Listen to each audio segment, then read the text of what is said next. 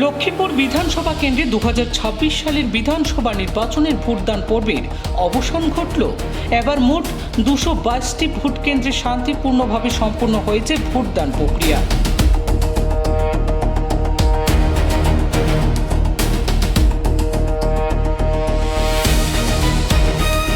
শেষ পর্যন্ত চূড়ান্ত ভোট অনুযায়ী লক্ষ্মীপুর বিধানসভা এলাকায় মোট ভোট পড়েছে 84.03%।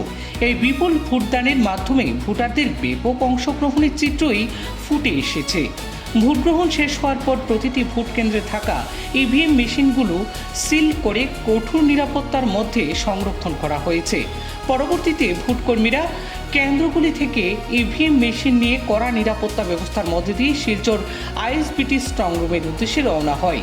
নির্বাচন কমিশনের নির্দেশিকা মেনে পুরো প্রক্রিয়াটি নিরাপত্তার বলয়ে সম্পূর্ণ করা হয়েছে বলে প্রশাসন সূত্রে জানা গিয়েছে। সব মিলিয়ে শান্তিপূর্ণ ভোট গ্রহণ পর্ব শেষে এখন নজর গণনার দিকে।